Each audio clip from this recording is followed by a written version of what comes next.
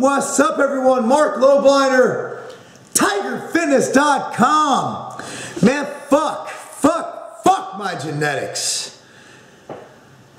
You know what? I was motivated to do this video by a post by my man Eric Johnson, Hollywood, John Otis Hollywood, my business partner and I, my training partner, the only man I trust to dial me into a pro show or a pro qualifier, John Hollywood, the hairiest man alive who wears 2 watches and talks with a really sexy accent. In his training group called the Hollywood's Training Camp, it's a private group. My man Eric Johnson posted a picture of Flex Lewis, Alberto Nunez, I'm not sure who the third guy is, okay, and myself. So it looks like, I don't know who that is. Everybody looks the same when they're shredded and tanned. I'm not tanned. He picked an untanned picture of me. But you know what's funny is my man Louis Marco pointed out, I'm going to read his comment right here. Louis said, even though Marc Lobliner does not have the crazy size and genetics, bellies, etc. of Flex Lewis, in this shot he has one of the grainiest, hardest looking muscles of the bunch. And let me explain genetics and why I really could give a fuck about genetics, okay? I was put on this earth, you know, with what I have. Okay, I might not have the best biceps peak. I understand that. I might not have calves at all. I understand that. I might not have a lot of things. In fact, if you look at old pictures of Arnold, his legs were way lacking to his upper body. He wouldn't even place in today's standards. Okay? So the bottom line is that he took what he had and accentuated the positive and built the best bodybuilder he can be. Now, in every area of life, I understand where my weaknesses are in business. I understand where I have weaknesses. For that, as a CEO, I hire people who best complement my weaknesses. Now, you look at someone like a good leader, I believe, I'm not sure, I know a lot of liberals are going to be pissed off, but if you read autobiographies or biographies about Ronald Reagan, he was very adept at placing people in his cabinet who basically were smarter than him in that given area to round out his cabinet. Other presidents have done the same. I'm not just going to focus on Ronald Reagan. But bodybuilding, I believe, is like any other business, any other thing you do, is where you take your strengths, you accentuate them, and you build upon your weaknesses as best you can.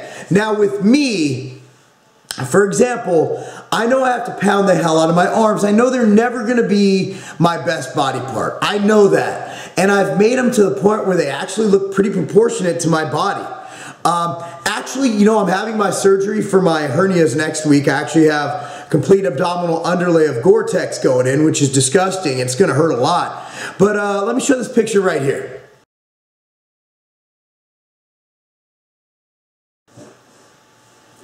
That's today. That's right now. My strengths in bodybuilding are obviously going to be my wide back, which, by the way, wasn't always my strength. It's going to be my back thickness, my back width. It's going to be my chest and my delts. My arms, the best I can do is make them somewhat proportionate to my chest and my back. My back and my chest and my shoulders are going to overshoot everything. Now, with my legs, I have good quads. I have decent hamstrings. Okay, they're good. I'm happy with them, and I was genetically okay with those. I was a catcher in Little League. I built some big-ass legs. I played football, but my calves are overshadowed. So essentially, all of my appendages are small, including my penis. Now, what we could do is we could sit back and say, oh, I can't do this. I don't have the genetics. Look, Branch Warren, the most muscular winner at the Arnold and the Arnold Classic winner, has always been chastised for having small arms. When Phil Heath started, people say he had small clavicles. I don't even know what the fuck small clavicles are. Okay? What we need to do is, instead of making excuses for why you can't do something, I can't genetically get big, I'm genetically skinny, eat more. You know, I get this email all the time. I'm going to post down below a link to a diet I did in machinemuscle.com. It's a bulking diet. It's outdated. I'm going to turn it into a book. I'm going to expand on it. But essentially, you don't know how many countless people, thousands of people I've sent that link to, who started gaining weight. People don't realize that whatever you win, my metabolism's slow. Fucking eat less. You know, you have to cater your diet to your metabolism. A lot of people think they have metabolic damage. No, you just have, as John Otis Hollywood say, the metabolism of a snail. Some people are just metabolically fucked. I'm sorry. I train some of you. I have you on fucking poverty calories, and I apologize. Now remember, when I competed as a lightweight at 150 pounds, my calories were around 1,000 calories a day. So I feel your pain. There is not one client I train. Remember, I coach people, mlobliner@gmail.com. The link's down below if you want to train with John Hollywood or I. There's not one person I train who I haven't felt their pain. For the person trying to gain weight who can't, I felt your pain. For the person trying to lose weight who can't, I felt your pain. For all of you people, I know what you're going through. I empathize and I understand. And the bottom line is, you know, as a coach, my job is to best work with you and understand if you're going to be hungry. You know, most people, regardless of their metabolism during prep, are going to be hungry. You know, you're going to be tired. You might be full, but you make use of your best genetic attributes. You have at least one. Okay, you have at least one. For me, as you can see in this picture right here,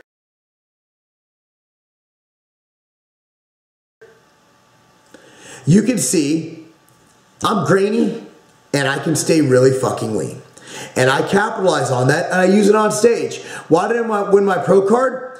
Wide back, big chest, and I knew how to pose. You did not see me hit a tricep shot on stage that day. My side tricep, I turned to the front, made sure they saw my chest, made sure I accentuated the etched quads, the feathered quads I had.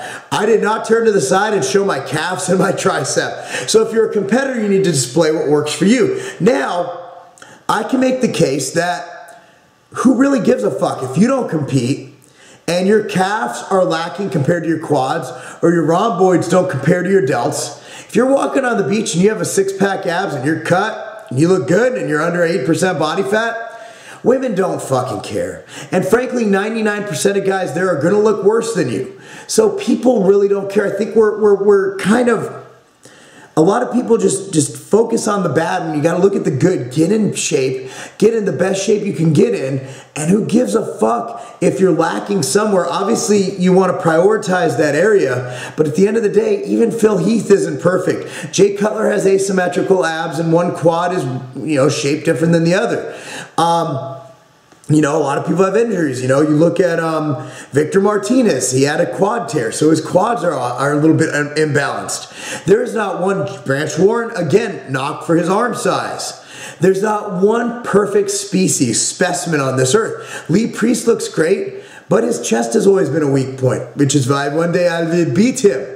So that's it, guys. Genetics, fucking leave it alone. It is what it is, you know. I have my genetics. I'm aware of it. You don't have to point it out every video that I might not have the biggest arms.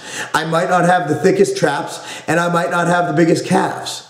I understand that, and I'm cool. I'm content with it, because at the end of the day, I've achieved more than I ever thought I'd achieve, and I wanted to achieve this, but to actually do it is different than thinking you're going to do it, and I'm a pro bodybuilder. And will I ever win a pro show? It's a goal. It is a goal to win a pro show. However, I'm realistic, and my main goal is to take my kids to soccer practice tonight and make sure that my daughter has a good time at the daddy-daughter dance on Friday. And then on Tuesday, I want to make sure that I get through surgery okay. Keep things in perspective. Keep things realistic. And remember, bodybuilding and sculpting your body, even if you compete, it's just a hobby. You're not going to make money doing it. And if you do, you are one of the top 5. And if you're one of the top 5, you're a genetic freak anyway, and you shouldn't be watching this video. You should be looking at yourself in the mirror, spanking your monkey. I'm Marc Lobliner, TigerFitness.com. Because being so genetically elite that every time you look at yourself, you need to masturbate, that's not a game.